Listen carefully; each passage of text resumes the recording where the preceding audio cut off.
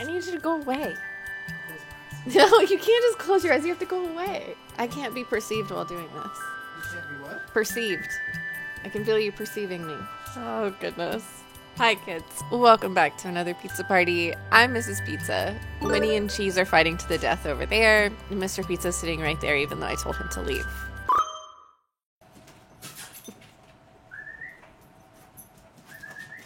Today, we are here to start yet another reading vlog. I have been having a lot of luck recently holding myself accountable to finishing books if I do a reading vlog with it. So that's what we're going to do. I think for this reading vlog, I am actually going to pick up some of the new releases that I've been anticipating. One of them is going to be an arc because, you know, I'm a real reader and I read arcs. We are going to get us through some books, you know, keep this ball rolling because I was feeling slightly reading slumpy last week. We're not having that. She's not coming back. The reading slump is not returning. She's not welcome here. So let's talk about some books. This week, I'm going to be picking up on audio because it just came through. No, I think I actually pre-ordered this on Libro FM. I think I thought about doing it at the library and I couldn't wait. So I am going to be listening to September House, and this is a new release spooky book that is about a woman named Margaret. Her and her husband purchased a house a few years back, and it's haunted. It's a haunted house, and every September the house goes completely bananas. The walls bleed, there's moaning, there's ghosts, but that's not enough to scare Margaret away because this is Margaret's house and she's staying. And then it's about to be September once again when Margaret's husband goes missing. I'm okay with this. I think this is going to be kind of like funny while also being spooky, and that's my kind of book. The arc that I'm going to be picking up is The Hexologists, and this is by Josiah Bancroft, I believe. I was interested in this because it is a husband and wife duo that investigate the magical mysteries. In my mind, it's like Ed and Lorraine Warren from The Conjuring, not the real Ed and Lorraine, but like the movie version of Ed and Lorraine. But instead of like hunting demons, they're hunting magic. I don't know if that's true, but that one I have an e-arc for, and I will be reading that on my Kindle. And now we have to pick a physical book. I don't know what I want to read. Hold on. Let's go look at my physical books. Okay. So I totally forgot, but I actually did start a physical book the other day. This is Thornhedge. This is by T. Kingfisher, and this is that author's newest fantasy release. They write both horror, kind of spooky books. It's more cozy horror is how I would put it, and they also write fantasy, but their fantasy tends to be, while still funny and full of banter, having some darker stuff happen as well. Cozy dark fantasy? Is that a thing? If it is, T. Kingfisher does it. But this book I've gotten a good way into, and I'm sure I can finish it this evening. So this book is about a fae creature, and her name is Toadling, and she lives in the brambles and thorns around a tower that she wants no one to find out about. And she's lived outside of this tower for a very, very, very, very, very long time, all by herself. Time is passing when one day a knight shows up and throws everything into a tailspin. This has got that it's spooky, but it's still very cozy feel to it that I love about T. Kingfisher books, and I'm really enjoying it. The next book that we will pick up after that is going to be this recent release, which is Silver Nitrate. I have not read anything by Silvia Moreno Garcia, but I've heard amazing things, and it sounds like they're the kind of author that kind of bebops around to different genres, but their writing style itself stays true. This is about, I think, a movie star and like curses and a cult horror director. And he's a legendary auteur, claims that he can change their lives, even if his tale of a Nazi occultist imbuing magic into highly volatile silver nitrate stock sounds like sheer fantasy. I think there's a mystery. It's involving old Hollywood. I think this takes place in the 90s, but I don't know why I think that. I don't know if it's true. But once I finish this bad book, I will give you a better synopsis when I've gotten a little way into this one. So we've got some books on our list. We got 4 books that we are going to get through, and I'm proud of us for even attempting this. Because we need to make sure that slumps don't show up. And I think we are going to, well, he just went and hid himself because I was tired of him watching me. But I think he's making dinner tonight. And then I've got nothing but reading time because I am home from work. So we're going to get some things done. This is going to be a good week.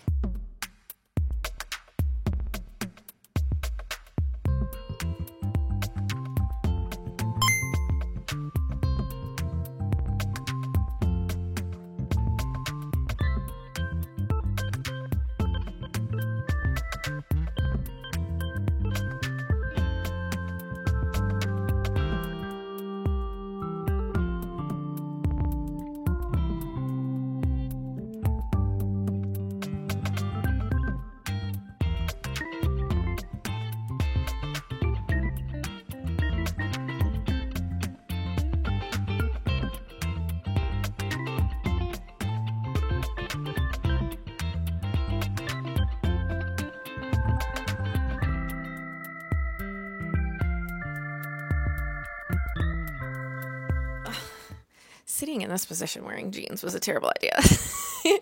All right, I've gotten a little way into some books. Let's chat about it. I have finished this book, this teeny skinny little baby right here. And I will say, if you are a big fan of this author or you're a big fan of retellings, this is a Sleeping Beauty kind of retelling. I think you'll enjoy this. It's whimsical fantasy. It is by far not my favorite T. Kingfisher book, but I enjoy this author nonetheless. I think the thing that I like so much about T. Kingfisher books is the banter that's going on. The author also likes to give characters that wouldn't necessarily be the main character in other more traditional stories. She likes to put them at the forefront, and that definitely happened in here. She loves to give the underdog, the older character, the less beautiful or the less traditionally beautiful character, kind of the everyday person in a fantasy world. She likes to give them the main character role in her stories, and this is no exception. I liked that about this. I will say this one didn't have the banter that I usually look forward to in T. Kingfisher books. I felt like the conversations happening weren't nearly kind of as fun and quirky as they usually are, but I still enjoyed it. I think I will like anything that this author puts out, so I'm a fan.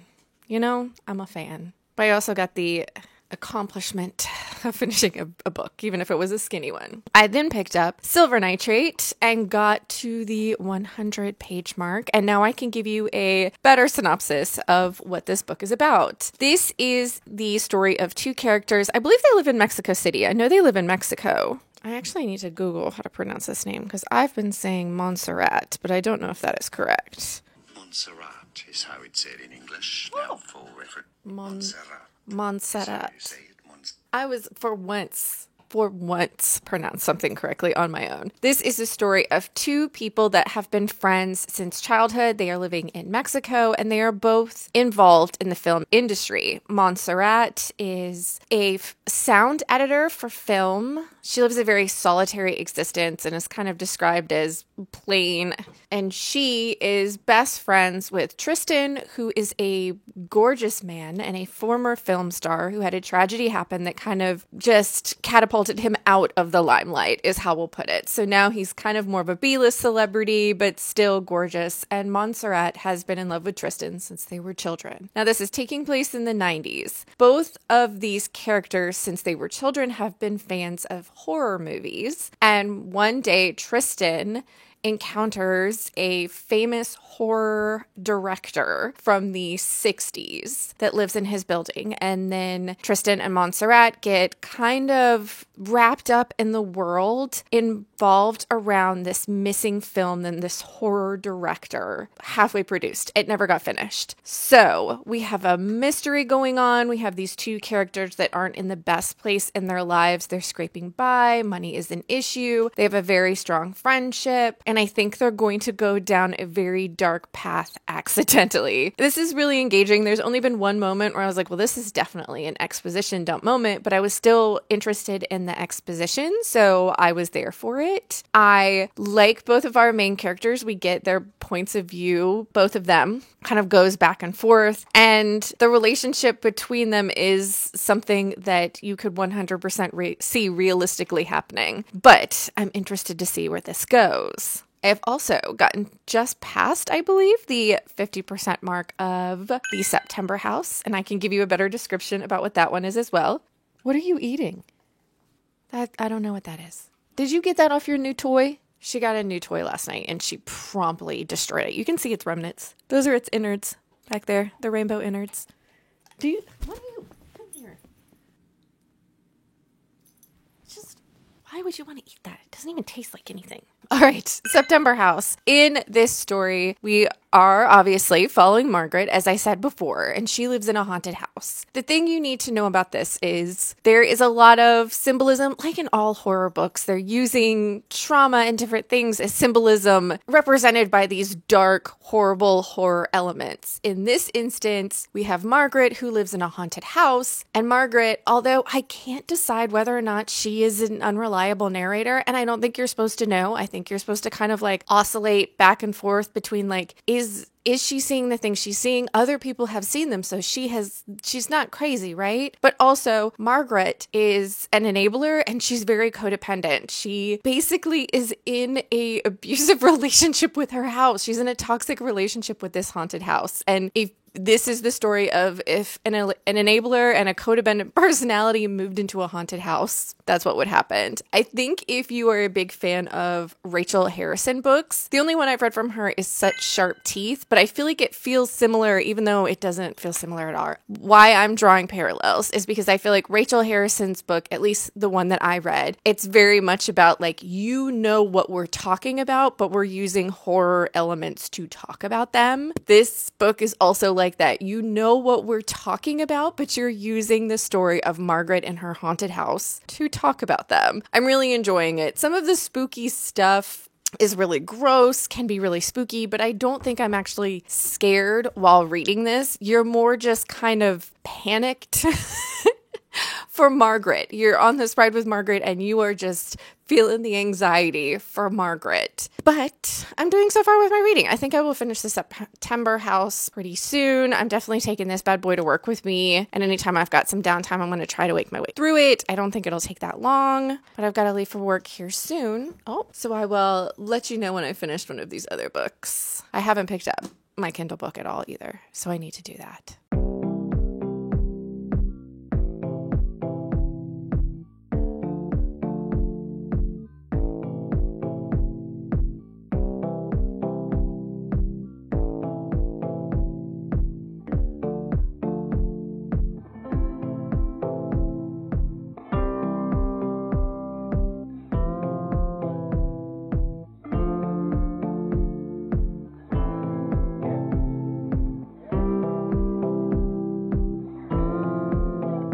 Can we not? We're going to battle to the death right now. On my feet. No, yeah. Just battle to the death.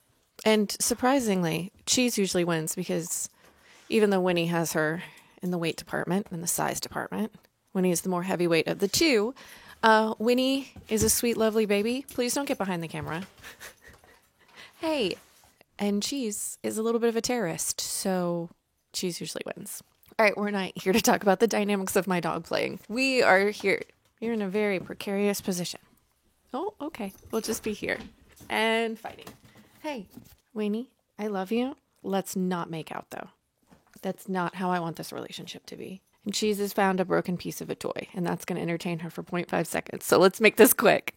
So I finished a book, and that's why we're here. I finished the September House, and I ended up giving this book 4 stars. I had a really, really good time with this. Final thoughts. I stand by my statement. If you are a fan of Rachel Harrison books, I think you will be a big fan of this book. Not that I think like theme-wise, they felt very similar to me, where it's picking a topic and then using horror to examine that topic, because this is the story of a woman who is a little bit of an enabler, and she is in a toxic and abusive relationship with her house. That is this book. I think that if you are someone sensitive to triggers, you should check your trigger warnings before you get into this, because we were discussing a lot of topics that I did not see coming, but were totally relevant to our Margaret stuck in her haunted house and Margaret's life and what's happening to Margaret's situation. And the third act of this book went off the rails in the best way possible. It started creeping in a direction and I was like, okay, I'm okay with that if that's the ending. And then it promptly took a hard right. And I was like, I am even more okay with this ending. Yes, this is the ending that I want from this. I had a really good time with this. I was very spooked out. I got very grossed out. The imagery was super vivid and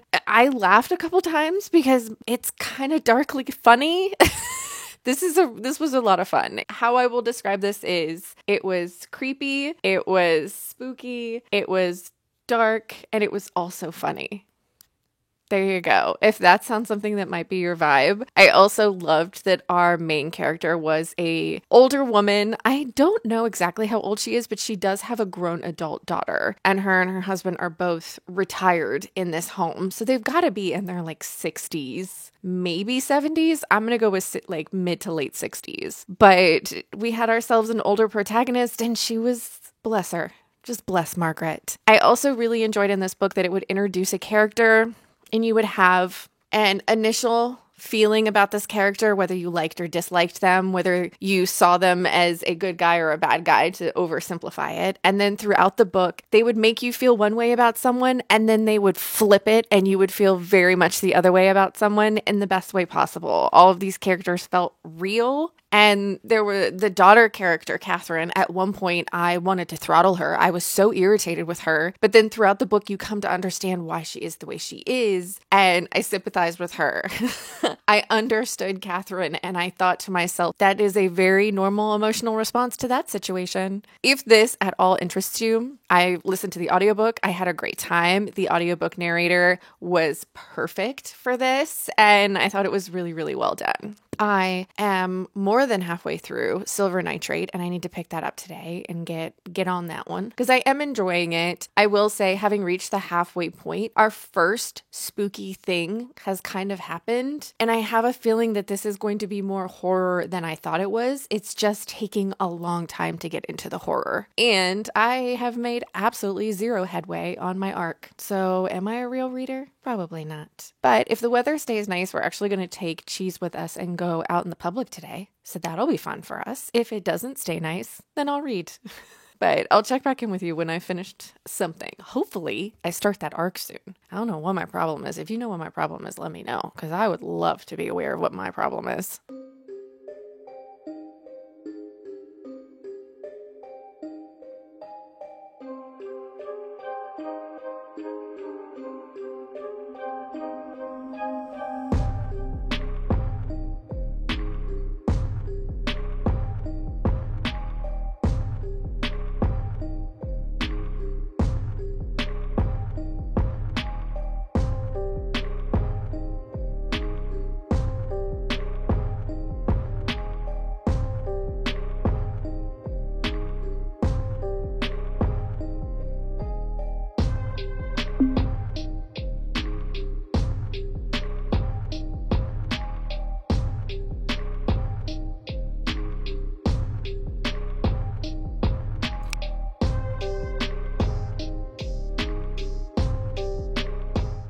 Well, I'm sure 110% that you can hear the dogs just gladiator wars behind the camera. And I don't think they're going to stop anytime soon. I think this is just my life right now.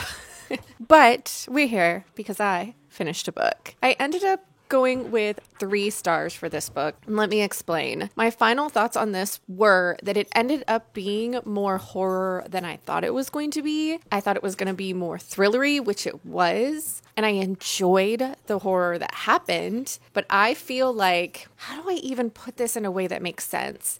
It wasn't until I think I actually made a note of it in my head. It was page 234 of how many pages are in this book? Of a 315 page book where she just went bananas. The whole horror element just ratcheted up a whole nother notch. Things were going wild. And I really enjoyed everything that happened in those last however many pages. It was a lot of fun. Don't make me do math right now. I can't do math on the fly like that. I also enjoyed the beginning of this book, but knowing where the end went, I was kind of disappointed in the amount of spooky elements that made it earlier into the book. There were maybe a few hints at the halfway point that this was going to get extra spooky, is how we'll put it. And I'm here for a slow burn, but I just think that this was so much of a slow burn that it wasn't oh, fun surprise, this is a horror book. This was I really wish that I had been spooked out a little bit sooner or got a little more from that. And maybe that's just me. Maybe someone else reading this would have gotten that spooky feel from a lot sooner. I still enjoyed it. I still really enjoyed it. 3 isn't bad. I really enjoyed both of our main characters. I like how this book wrapped up. I enjoyed this a lot. It's just not a new favorite, and I think it's something that I'll quickly forget. As excited as I was about it, it didn't go as well as I had hoped. But, that's what happens sometimes. If you absolutely loved this book, if you've read it and you loved it, I am so happy for you. I really, really am. I'm happy for anyone that finds a book that they really enjoy. I just feel like this is just a 3-star for me. That's okay.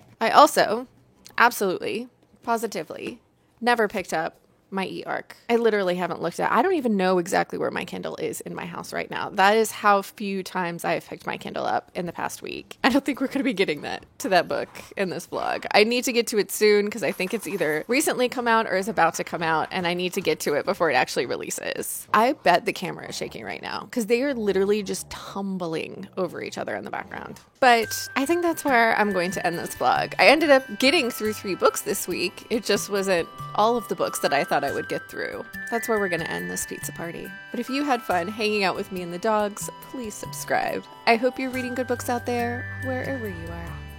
And I'll see you next time.